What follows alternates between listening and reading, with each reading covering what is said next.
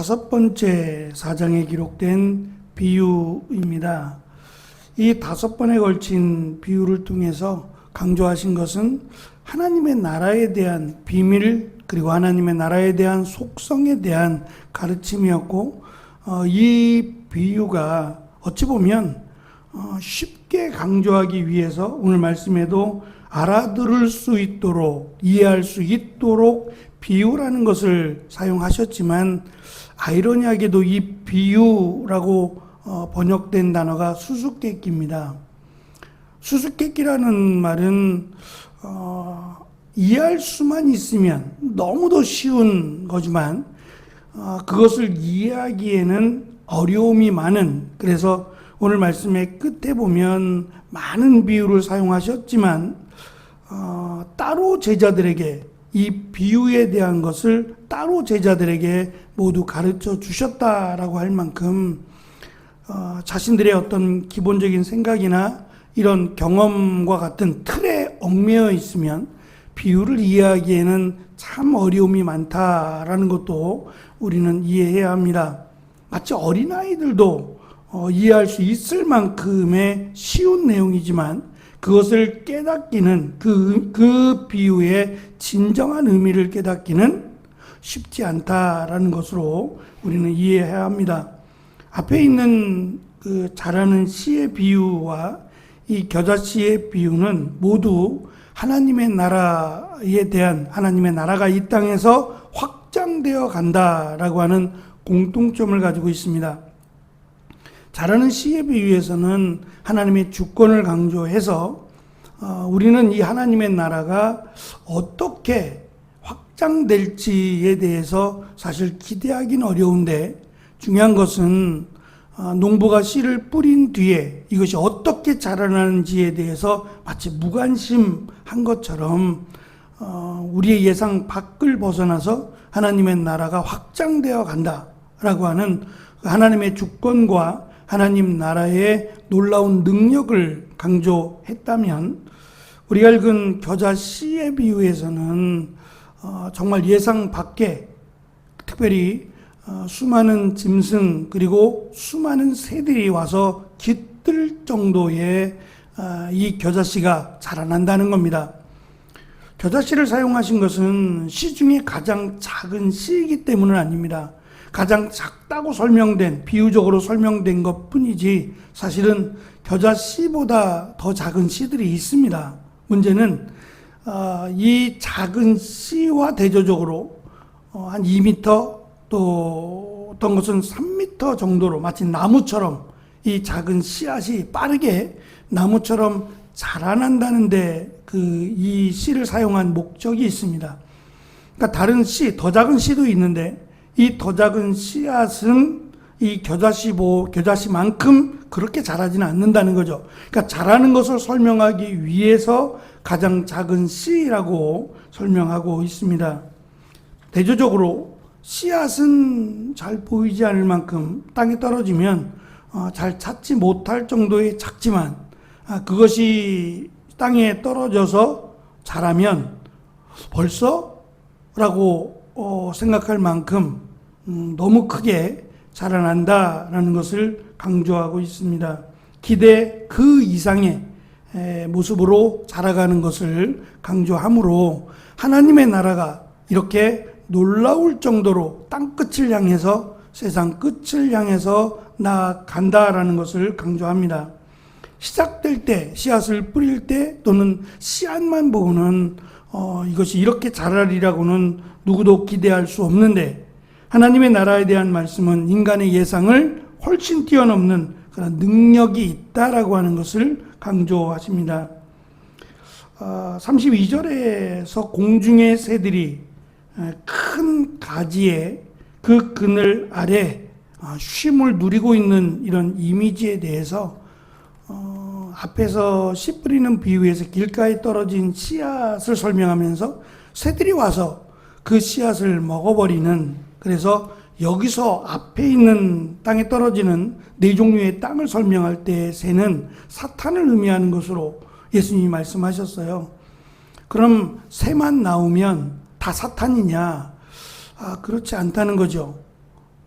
새가 사탄만을 의미하진 않아요. 그래서 이렇게 잘못된 해석을 하시는 분들은 여기서도 수많은 새들이 그 나무에 깃드는 이 장면을 하나님의 나라가 확장되면서 사탄도 같이 많은 사탄도 함께 하나님의 나라의 확장을 방해한다고 봐요.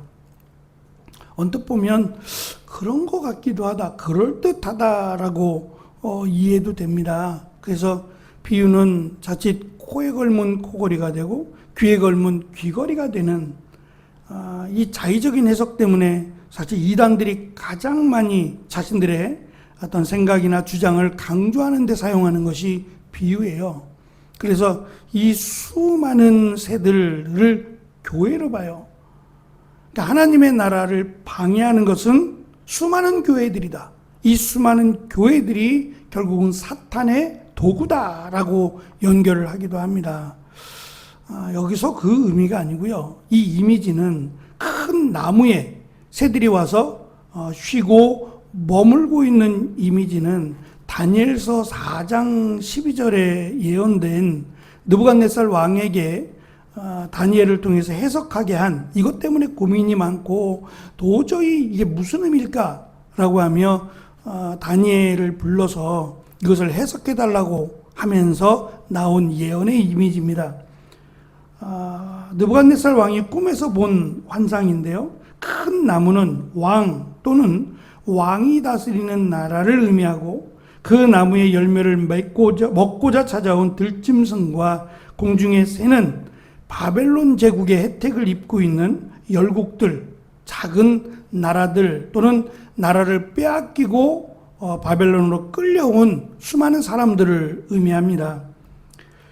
예언은 계속됩니다. 그 나무가 배임을 당해서 지극히 높으신 이가 사람의 나라를 다스리시며 자기의 뜻대로 그것을 누구에게든지 주시는 줄을 바벨론 왕으로 깨닫게 하고 있습니다. 그래서 이 나라가 영원하지 않을 것이다.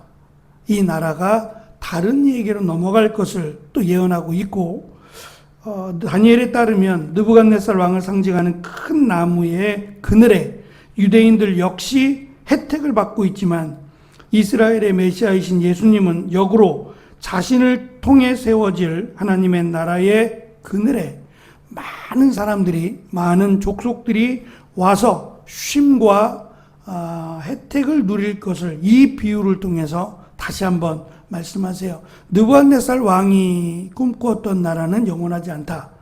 그 나라는 망할 것이다 라는 것을 가지고 오셔서 예수님이 세우실, 예수님이 이루어 가시는 그 하나님의 나라는 영원하고 그 나라에 수많은 사람들이, 다양한 사람들이 쉼을 누릴 것을 지금 이 겨자씨의 비유를 통해서 예수님께서 강조하시는 겁니다.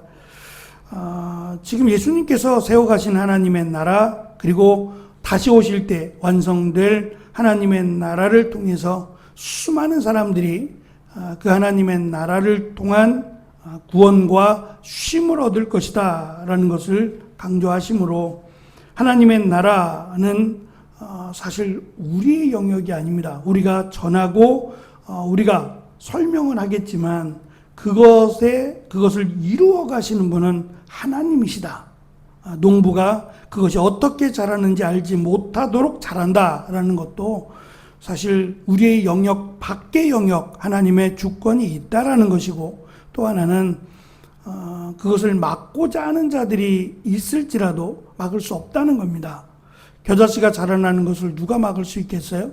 그것이 위를 향해서 쑥쑥 자라나서 마치 나무와 같이 자라게 될 것을 기대하지 못하는 것처럼 하나님의 나라도 하나님의 절대적인 능력으로 자라난다는 것이고, 그것이 다시 오실 그때에는 완벽하게 이루어져서 평안과 쉼을 얻게 될 것이다 라고 하는 것을 마무리하시므로 하나님의 나라가 얼마나 크신 하나님의 은혜이며 이것이 비밀이었고, 이것을 받는 네 가지의 땅을 설명하듯이 이것을 어떻게 받아들이냐에 따라서 깨닫고 그것을 받느냐에 따라서 열매를 맺을 것, 그 열매가 결국은 뭐 고난이 됐던 어떠한 경우가 됐던 하나님을 기쁘시게 하는 일에 사용된다라고 하는 것을 강조하시므로 말씀, 예수님께서 하시는 이 말씀이 하나님의 능력이고 이 말씀이 곧 하나님의 나라